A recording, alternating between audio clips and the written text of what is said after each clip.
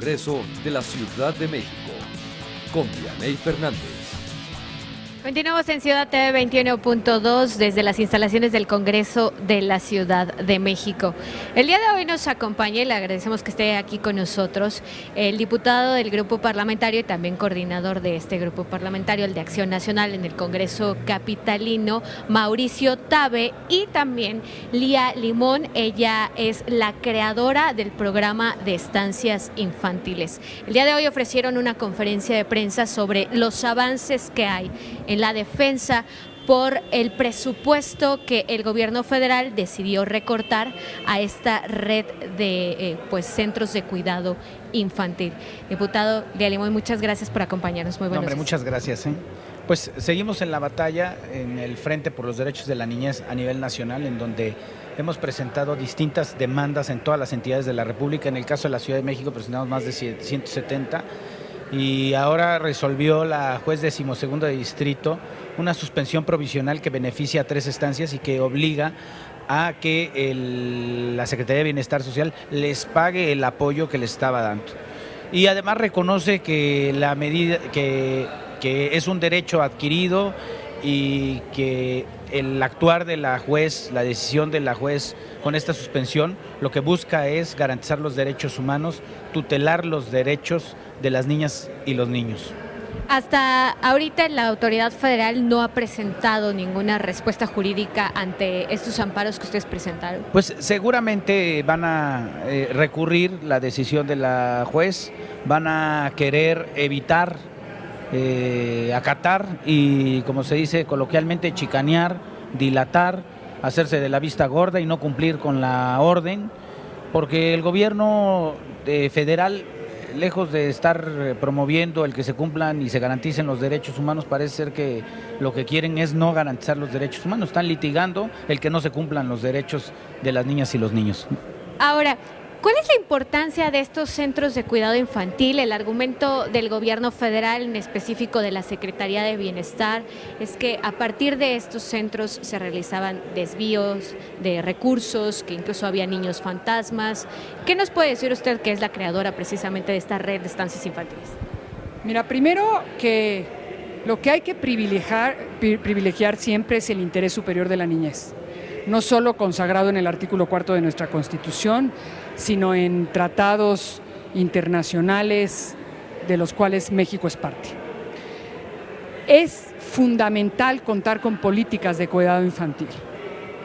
A la hora que deciden eliminar este programa, deciden hacerlo primero sin presentar una alternativa que no deje desprotegidos a los niños, y segundo, sin argumento, sin ninguna prueba. Es decir, la propia Clara Torres, que estuvo ahí y que renunció por eso, ha dicho que el argumento del fondo siempre fue político y no era un argumento de corrupción. Han hablado de distintas cifras de niños fantasmas, han dicho que 30,000, 50,000, 80,000, 90,000, la última, si no me equivoco, fue 90,000, y no han dado un solo nombre de niño fantasma, no han dado un solo nombre de madre que se presta a tener un niño fantasma. En cambio, nosotros sí tenemos datos, no solo en la Ciudad de México, sino en todo el país, de madres que no fueron censadas en el nuevo censo que levantó el gobierno federal para este nuevo programa de bienestar de niños y niñas, o que habiendo sido censadas no recibieron el apoyo. Y sí me parece que justamente lo grave es que a esos niños se les está dejando desprotegidos. Ya fuimos y presentamos ante la Secretaría de Bienestar, como Frente por la Infancia, una solicitud para que nos sea entregado el padrón de niños fantasmas. Hasta hoy no hemos tenido respuesta. Entonces, me parece muy preocupante que den argumentos sin una sola prueba, pero dejando desprotegidos a los niños y las niñas cuyos padres, en su gran mayoría sin seguridad social, no tienen otra alternativa. El nuevo programa que plantean es un programa que plantean, primero, de entrega de apoyos directos, que en ningún momento se tiene que probar que sean destinados al cuidado de los niños. Segundo, solo aplica en zonas de alta marginación y de población indígena. sin tomar en cuenta el enorme fenómeno de pobreza urbana que existe. Y no están pensando en aquellas mujeres que son trabajadoras domésticas, vendedoras ambulantes, vendedoras en los mercados, vendedoras por catálogo, que trabajan en fábricas, que trabajan en mostrador, etcétera, etcétera, en una serie de empleos con los que no cuentan con seguridad social, pero sí requieren de lugares donde dejar a sus hijos. Ya lo decía Coneval, el 34% de las madres habían declarado desde las últimas evaluaciones del programa que podrían renunciar a sus empleos si se quedaran sin lugar donde dejar a sus hijos.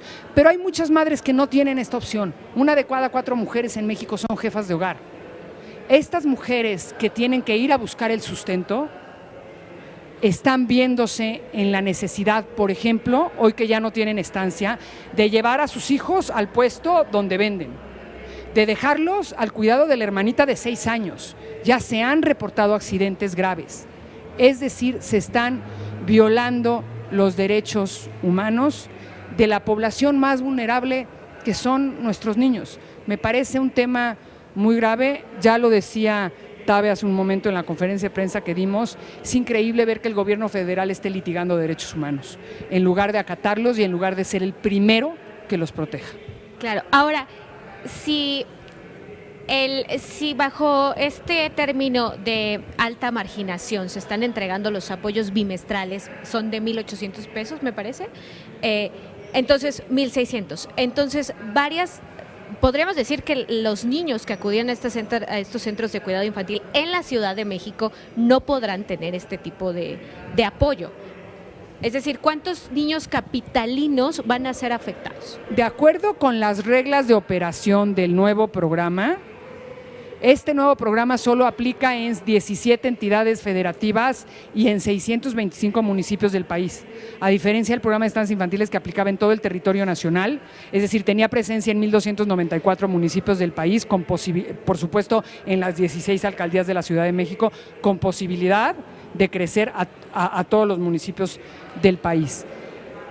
Se está dejando fuera a un enorme porcentaje de madres que no fueron censadas. Calculo que además son a los que les están diciendo fantasmas, ¿no?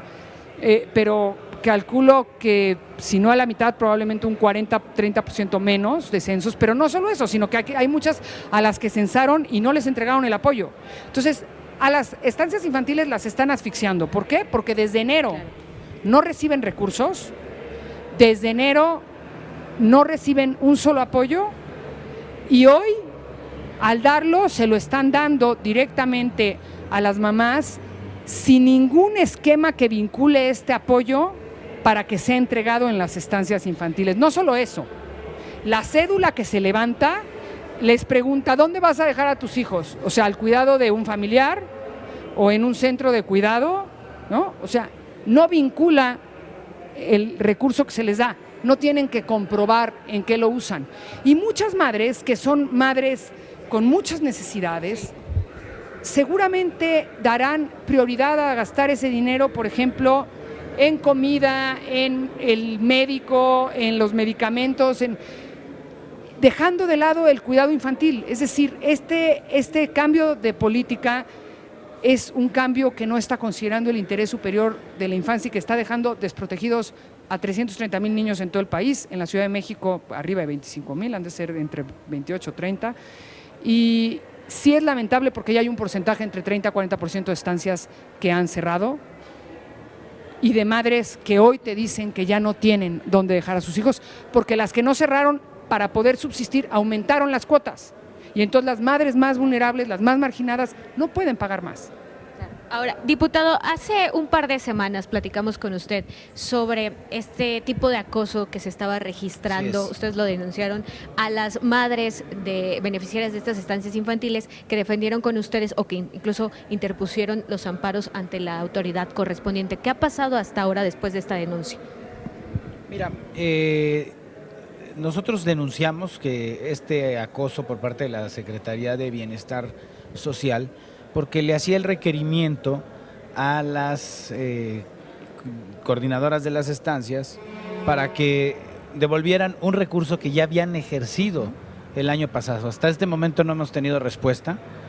El acoso consistía no solamente en el requerimiento de los recursos, sino en la prevención de que en caso de que no entregaran los recursos que ya habían ejercido, iban a ser denunciadas ante la Procuraduría General de la República, lo cual es sumamente grave porque un recurso que ya fue ejercido, ya fue comprobado, pues no puede ser devuelto. En todo caso, si el gobierno quiere expropiar o quiere requerir el mobiliario que fue adquirido con recursos públicos, lo puede hacer, pero no puede pedir el recurso de vuelta, es absurdo.